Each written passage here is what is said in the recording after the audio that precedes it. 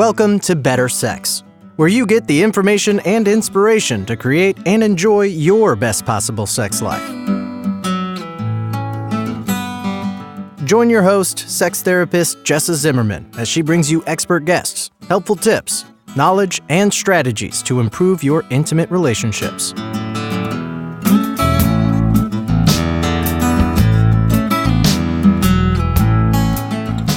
And now, your host, Jessa Zimmerman.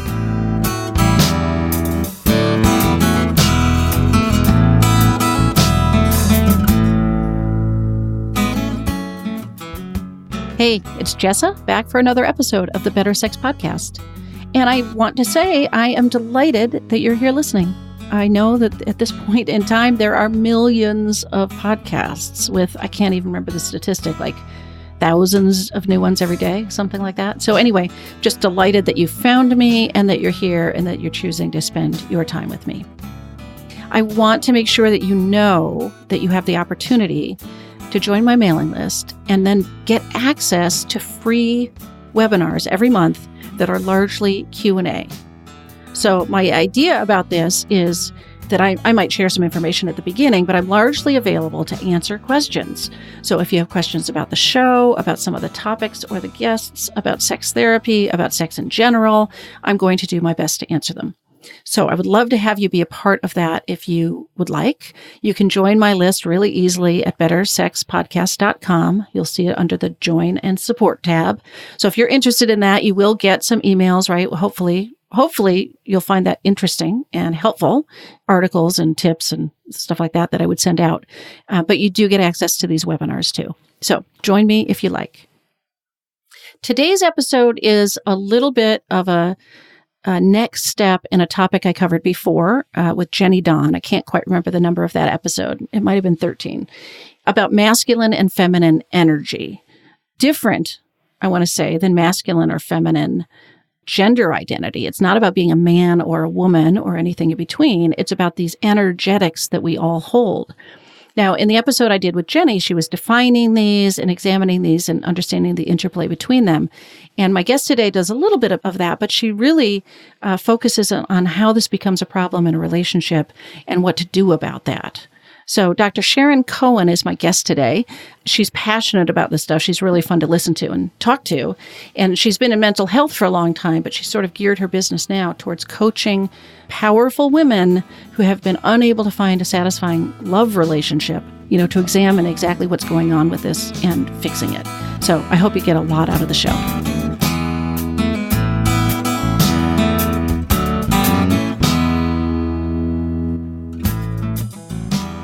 Sharon, thanks so much for being with me today. Yeah, it's great to be here. Thanks so much for having me, Jessa. Yeah. Start out by, if you don't mind, just telling us a little bit about, who you are and what you do, like what you work with in your business. Yeah. Well, you know what? I've been working in the mental health field for over 25 years and really have been specifically focused on love and relationships for, I guess it's been over 7 years now. And although really, I've been personally immersed in this field for as long as I can remember. Yeah. Everything I teach kind of pulls from not only my educational background, but really from my personal journey. And I've been reading about love and relationships, like I said, as long as I can remember. I have books that go back to, I don't even want to say how long. And right. I think as I look around my office, my husband would be thrilled if I would get rid of some of these books because they are overflowing here in my office. So really, I help smart, confident, capable, in-charge women who just really want to have a fulfilling relationship. And what I found is that despite all the success that they've had, they really, really kind of struggle with having their romantic life work out. Mm. And I think what's interesting too is that sometimes they self-identify. They say, you know what, maybe I'm a runner, or I don't know why relationships aren't working out, but they're not working out. But other times they kind of point the finger outwards that there aren't enough good men. Or I think maybe I intimidate men, something along those lines. And I'm sure you've heard these kind of things before. You know this Right. woman, right? Yeah. So I help create a transformation in the way women think about their relationships so that they can have exactly what they desire, because I want them so that they know who the good guys are and they can have that healthy, committed, deeply loving relationship with the right guy this time. Okay. That raised all kinds of different questions in my mind. So Oh, we'll just start with one. Is it a frequent occurrence that they're picking the wrong guys? Well, you know what? It all goes back to sort of patterns, right? And who feels comfortable or familiar to you. And Right. so if you do have a history or a background of picking someone who's familiar, then yeah, it sometimes is that you're picking the wrong guys. And so, for instance, I have one of my parts of my program is that I have something called the red, yellow, green flag process that I work with my clients on, that I help them kind of figure out not only what are the red flags and yellow flags, but really what are the green flags, because Yeah. we move towards those red flags sometimes, even though we think, oh no, it's a red flag. And everyone teaches about the red flags, but really what are the green flags? Because sometimes we don't know what the green flags are. What are the good things about a man? And sometimes we have to desensitize ourselves to staying with someone who's good for us because it's not comfortable. Right. Depending on your background and your patterns. And and it's reminding me of how it's a little bit useful to know what you don't want. It's way more useful to know what you want, right? Because then you're starting to get a vision, or energetically, you Well, can. you know what? I kind of am against that. A Oh, little okay. bit. So Yeah. tell me. So I think that it's really important to know what you don't want, because if you're only looking at what you want, and this is against law of attraction and everything, but if you are only looking for what you want, like I want a smart man, I want a man who's got a great job, I want a man who's really social, so that we have that active social life that's really important to me. So I think if you're looking at those things Uh-huh. and you don't look at what you don't want, then for the first 6 months, while you're sort of in that la la land with all those chemicals washing over your body and in your brain, then these don't wants that you haven't paid attention to can kind of sneak in under the radar. So I have my clients really make a list of 3 non-negotiables that are really about what you don't want. So you don't want maybe like an active addict, Yeah, or right. that some women, that's not actually something that they have on their list. Yeah. But you don't want someone who doesn't make and keep agreements. 3 things that are really solid, important things that are don't wants. And so if you go out with a man who you can see that this is something on your first few dates, wow, he has a don't want that is on my list, then you know what? You say bye-bye. You say bye-bye to him, even because otherwise you get sort of lost in your twinkly lights about like he's attractive and he's got these other things that I really like, but he has a non-negotiable that you don't want. You've got to just cut the tie now, because otherwise 6 months down the road when you're all bonded towards him, then it's too late. Well, okay. So I hear you. We're actually on the same page. I think it's just it's different. It's like 2 sides of the coin, because I think people that only have don'ts, and partly I'm thinking about sex because that's what I work with all the time. Right. All you have is the no's and the don'ts. It's really hard to create something, right? Like we also need this vision of what do we actually want? What are we moving toward? What are we calling in? So. Right. Yeah. Well, and I think it's important to also, have a list of things that you're looking for. But I find it's really important to be very clear on those. I don't want this. Right. I agree. It's so fundamental to have our deal breakers and that self-awareness, right? About what's our bottom line. Absolutely. You have to be conscious. It's like conscious dating is very important. Now, this is sort of a totally different aside question. Do you also work with women in same-sex relationships? You're referring to women and guys, but is this a process that applies? You just work with women, but whoever they're interested in? Actually, I do work with men and I do work okay. with couples. It's just like my target, kind of who I work with most is women. Yeah. And I do work with women in same-sex relationships because, we haven't really talked about this, but I work with the masculine and feminine energetics, which goes for everybody. It's that we all are a psychological hybrid of masculine and feminine energy, whether you're male or female. And so if it's same-sex relationship, then one person is going to be more masculine energy at the forefront, and the other person should be more feminine energy at the forefront, so that you have that complementarity going between the two of you. Yeah. Okay. And then you were saying some of your clients are self-aware. You said self-identified as I'm part of the problem, right? Like I must, Yes. I don't make any time for this, or I'm doing something wrong. And other people are sort of saying, oh, it's the guys out there, or the partners out there. Right. So is your process very different depending on what, how somebody comes in with that? Gosh, yeah. You know what? I'll tell you, it's hard when the person has no self-awareness. I had one woman who came in and she literally said to me, I want you to do it for me. And I'm like, well, what do you mean? Like, if I was your weight trainer or your nutritionist, you're saying to me that you want me to lift the weights, or you're saying to me that you want me to eat the food. She's like, yeah, exactly. And I'm like, it doesn't work that way. It's not going to do anything to change you. And you're actually the person who needs to, be the change agent here. I'm just here to guide you and be your mentor. And she's like, yeah, but you're the doctor. And I said, it doesn't work that way. And so, we ended the relationship because. Okay. Yeah. She couldn't be persuaded to. Yeah. Yeah. Yeah. I mean, the person has to be open and willing to change. If you're not open and willing to change, then no change will happen. Right. Right. And so there's no point, you have to come to the relationship ready for this. Yeah. Yeah. And committed to the process, because the transformation is within, you as the client. And it's a beautiful transformation that can happen. I've seen people come in, women and or men, and just when they change, the transformation, it makes the woman more, if she's wanting to sink into that feminine essence, she literally becomes more beautiful in front of my eyes, because she's really peeling back that masculine mask, M-A-S-C, she's taking it off.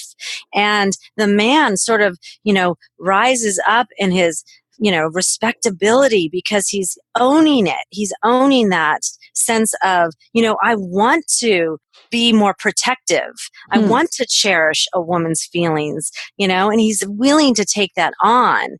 And it's a beautiful thing. It's an amazing transformation. So if you're working primarily with these women, right? This woman, is there an age range that it usually happens to people where they look up and realize, because I'm imagining they're probably not that young, because they haven't established themselves in careers and sort of, and maybe this, maybe they're not that old. Like, is there an age range where you mostly see people where they have this sort of questioning? Yeah, well, it's interesting. I do have a woman in her 20s, Okay. and I have had some women in their like 30, in the early 30s. I would say probably, though, the majority are late 30s, 40s.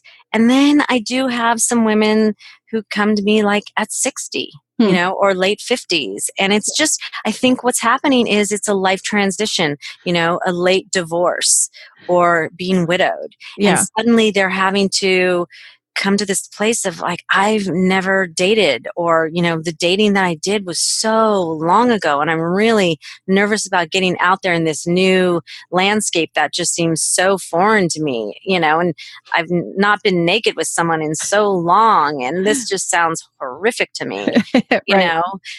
Or I don't know how to re-embrace my like feminine self now with this idea of dating.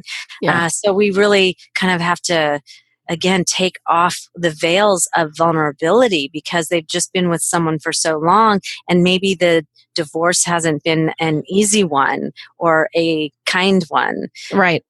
So it's a whole different each individual case is really kind of very unique, and yet it's not a new story. Yeah, I know exactly what you mean. It's like that at my sex therapy practice too, right? Right. Like there are themes, there are patterns, there are these stories, and everybody's uniquely walking that path or something. Exactly. Yeah. So what are the common, I guess I'll say, mistakes your clients are making, that they're ending up with certain power and success and fulfillment in some parts of their life, and it's not showing up in their love relationship? Yeah, I think, it's this idea that you can't be, that saying things like, I'm confident, I'm successful, I'm, independent, and you're asking me to stop being that. And it's like, no, I'm not asking you to stop being that at all.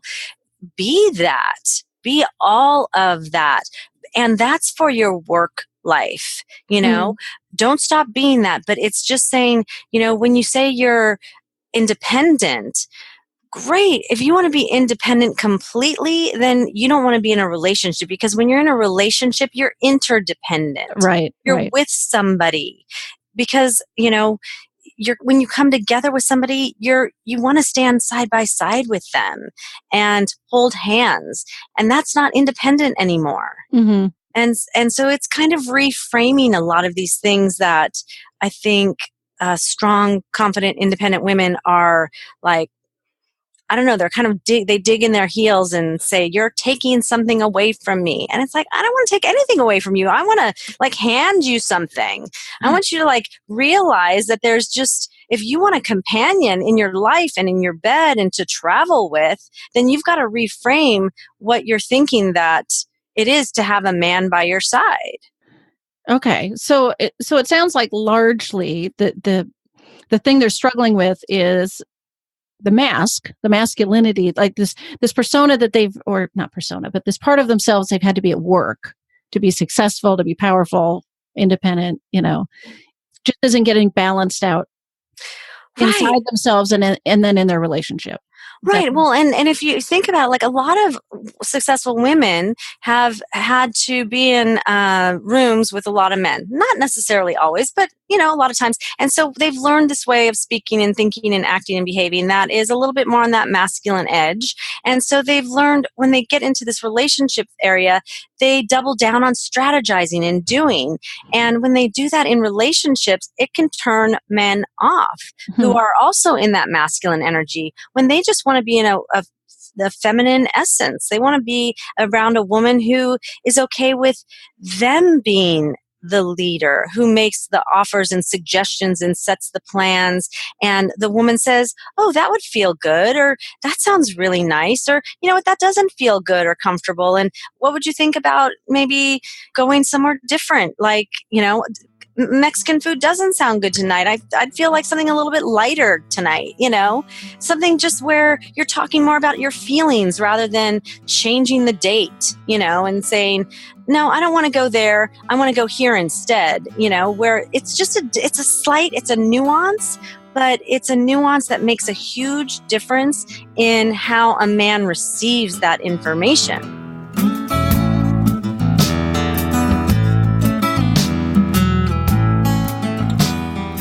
Hi, it's Jessa here, taking just a quick break. Thanks for listening so far. I wanted to let you know about the sex quiz that I've put together called How Healthy Is Your Sex Life? I've taken a close look at the typical ways that I see couples get into trouble with sex, including avoidance, neglect, negativity, distraction, and boredom. And the free quiz will score your individual results based on these factors. And then I provide my recommendations and ideas, including my top 10 sex tips, which will help you make instant improvement. If you'd like to take the quiz and see how healthy your sex life is, you can do it right now at sexhealthquiz.com.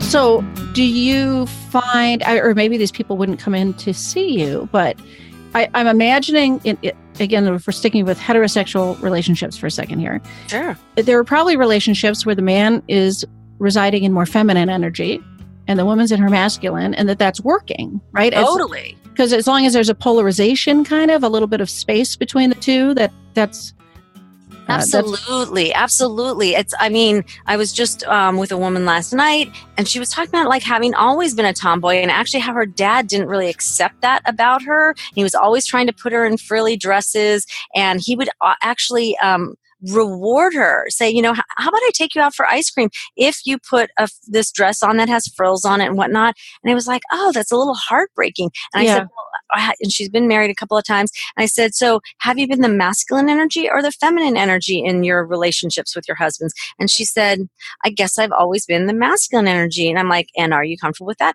Yes, I am. Perfect. And is the man the feminine energy? Yes. Great. There's nothing wrong with that. That's perfect. As long as you're both comfortable in the energy that you're in and you're not feeling like you're having to like alter your authentic natural essence. Right, right. So again, in my own mind, we got to separate this masculine, feminine energy from our gender identity. Absolutely. It's not about whether you're male, female, or anything in between. And then it seems like, okay, we're trying to balance that within a relationship. Who has masculine forward or feminine forward, but it also still seems like important to balance each of us individually, sort of, separate from how it interacts with our partner, but just there must be some cost to living exclusively in one versus the other, right? Oh, I don't think you ever do live exclusively in one or the other because I think it's like I don't want to say minute by minute thing, but it's sort of situational, because listen, we couldn't live entirely in feminine energy because, the feminine energy is more passive, more patient, more vulnerable, more open, more receptive. We can't live in that energy. We would never get anything done. And so we have to have our masculine energy, which is more active, more controlling, more conquering, more competitive. We've got to be in that energy to like get up off the couch and go get a job and, do things. Now, that doesn't mean that we can't be in our feminine energy, which is more, again, collaborative and receptive and open. We can be in our feminine energy at work and be in that place, but there's going to be times even at work where we're going to be going back and forth between those two energies. So it's about we can be fluid with our energy in our daily hours, Right. It's just so we have the capability to be fluid throughout the day. That's what I want to say. Yeah. But it seems to me there must be people that struggle with that balance, right? Who gets maybe not they're exclusively in one or the other, but they're having a little bit more trouble with that fluidity. Absolutely. I think there's some men who are, or women, men who are like completely masculine energy. They have no sense of feminine energy. And, they're kind of, for lack of a better phrase, my mentor would say macho SOBs, and there's women who are all feminine energy and they're, like pushovers and patsies, they're just nothings. They're doormats. And so we do have to find that balance within ourselves to have both energies have some energy behind them within ourselves. Right. Okay. Yeah. So we've got to balance within ourselves and we have to balance within our relationship. So absolutely. It starts to sound a little complicated. And then if you're dealing with, say, like two women, because you work with women in your practice, in your business, again, each person has a tendency towards one or the other, and it's really going to be an issue if they both tend the same way. Right? Yeah, I think so. I mean, I think some people are going to be more, like some people are kind of more even.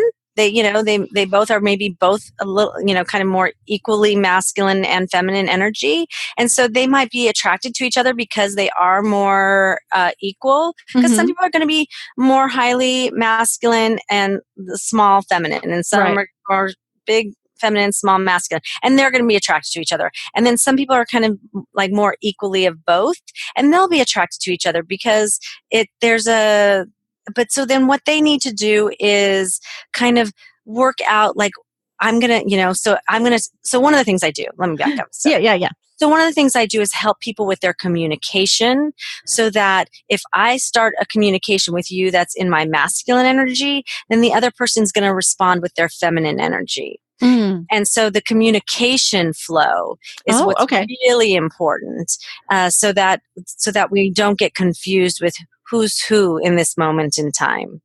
Okay, and that's going to switch back and forth. I mean, as I'm thinking about having worked with couples and communication, and if there's some turn taking, or who's getting to share and who's trying to just listen, relating that to masculine and feminine is interesting. Yeah. And then they're going to switch and they're going to go back and forth and they're going to, And let me tell you, it has to be some very savvy people because it's about really hearing like, oh, okay, she just said something about thinking, so that means I have to talk about feelings now. Oh, you said something about feelings, so now I have to talk about thinking. So they have to be very savvy, and it's a little more complex when you're both equally masculine and feminine. Interesting. Okay.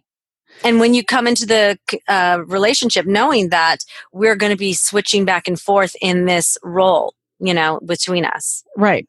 I can imagine that requires some awareness and practice, right? To really get good at that. Definitely okay. both. So, it seems like in some ways a really obvious question, but would you speak to a moment to how you work with this around sex? Like, I don't know that you're a sex therapist, but it must come up as you're working with clients around love and dating. And where do people get into trouble, maybe? And then how does this energy flow serve you? Yeah, well, I think like where it comes up is when somebody is not communicating what it is they want or don't want. And as you well know, that becomes just this big elephant in the room that changes the whole. Well, it becomes not fun anymore. Yeah. Right. Because then now we're not even doing it because no one wants to say anything. So it becomes so the communication scripts I have really open that back up because now we have a way of talking about this. And so now there's a script, there's a very easy way of saying, I appreciate this and this and this about you. However, I don't want this. What do you think about that? Mm-hmm. And then it opens up the other person to respond back. So you're giving them, you're telling them something good. You're giving them this stroke, saying what you really like. But you're saying now, I don't feel good here doing this, or I don't want this part of it. But what do you think about that? So you're giving them voice to respond back. And then the other person obviously has the opportunity to then say what, what they think. Right. And it really opens up the conversation to start talking, and it makes it all, because it's kind of scripted and they feel weird initially with the script, but they've been practicing it probably in other areas of their life. So now the script kind of becomes a little bit of humorous initially. And so, but because of the humor, it makes it a little more okay to talk. It also seems to me that there'd be these sort of masculine energy or feminine energy roles in sex. First of all, the difference between those two would amplify attraction. Absolutely. And it seems like there'd be these roles, like who's receptive and who's, I don't know, the opposite, wouldn't always be the, again, heterosexual couple wouldn't necessarily always be the man and a masculine energy of being the doer or the aggressor, right? But it does seem like maybe you'd want one at a time, right? There'd still be this flow. Absolutely. Oh, absolutely. And so, but that's exactly what needs to be discussed. It's like the man may say, I want you to initiate sometimes. Mm-hmm. How do you feel about that? And she may say, gosh, I really appreciate all the times that you initiate. It's how I feel comfortable. What do you think about maybe you initiating 90% of the time, and then I'll initiate 10% of the time, Mm-hmm. And so they come to like a negotiation. And I think that's really the key, is having the tools now to have a negotiation about it, which sounds so unsexy. But once you have kind of a template for having that, okay, so now we know this is how it's going to go, then there's no more, I wonder what's going to happen, and it's unspoken. Right. Once it's out there, then okay, this is how it's going to go. And now I know, okay, well, he's done it this many times, and now it's kind of my turn, and I can roll with that now. Yeah. And we don't need to have that conversation in the bedroom in the midst of sex. Oh, no, right? no. Definitely no. Does not need to be a sexy conversation. It needs to be one that's, absolutely not in the bedroom. Right. Okay. Okay. Unless somehow it's like playful and it comes up in like, again, because the conversation can be, because of the script that initially is so awkward to start having, unless it's like, sometimes people can be playful with it and it can be like, it can be fun. Right. But I'm imagining, I mean, it seems to me that a large part of the dilemma is two people residing in their masculine. Yes. That would be the most common, not conflict, but, conundrum. And it seems like that would get in the way of sex too. Well, let me back up a step. Like when it happens that two people are in their feminine energy, they just usually don't last together because the passivity of it, it's just like they just don't end up staying together long enough for it to be a relationship. So yes, the more common is the conflict, the combative sort of two people who stay together and they're passionate and they're like, this is so like love, hate, Yeah. So the issue is that, I'm going to initiate, I'm going to be the one who, wants to be on top. I want to, take I want to be in charge. I want to do it my way, right? And both people are doing that, right? I can imagine that becomes power struggles, not just in sex, but across their life. Across the board. And it's, and the funny thing is that now we're going to just go back to communication separate from sex. Men's number one complaint about women is that they nag and complain too much. And women's number one complaint about men is that they don't listen to their thoughts or feelings. And the funny thing is that neither thinks that they're doing this. Right. Neither has any idea that they're doing this in a relationship. And so that's the biggest thing to help couples realize is like, here's what nagging looks like. And here's what not listening to our thoughts or feelings, this is what you're not doing. Yeah. And kind of getting that out into the open too. Right. All right. So tell people where they can find out more about you and any offerings you want to share. Absolutely. So you can absolutely go to my website. It's drsharoncohen.com. And they can write me at sharon@drsharoncohen.com. And but on my website, of course, there is an ebook there, turning Mr. Right into Mr. Wrong, turning Mr. Wrong into Mr. Right. I always say I hope it's not the other way around. Yeah. Turning Mr. Wrong into Mr. Right, the path to being with the right guy this time. And it's got some great tips in there. And absolutely open to having an insight call with phone consult with anyone who's listening to the show today. Okay, great. Well, thank you so much. Yeah, absolutely. It's been great talking to you, Jessa.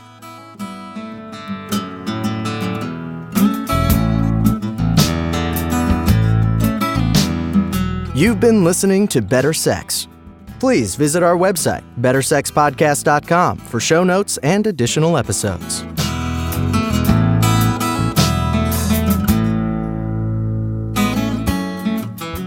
And that's a wrap for today. I really hope you enjoyed the episode. If you are enjoying the podcast, if some of this material resonates with you and you would like to make a difference and make sure that this keeps coming out in the world once a week, ongoing, there are a couple things you could do to show your appreciation. The first would be to go to iTunes and rate and review the show. That really helps us be found by new listeners when you review the show on iTunes. You can find a link at bettersexpodcast.com/iTunes. The other thing I want to invite you to consider is becoming a Patreon. For a small monthly pledge, you get some benefits. So for $2 a month, you get advance access to every single episode. For $5 a month, you get a chapter of my upcoming new book. And for $10 a month, I host quarterly get-to-know-you and question-and-answer chats over the web, and you get invited to that. I would love to have your membership in that, become part of the Better Sex family. You can find a link at bettersexpodcast.com/Patreon, which is Patreon. Again, thanks for listening. I'm glad you're here. Feel free to comment, ask questions, get in touch. I'd love to hear from listeners. Thanks.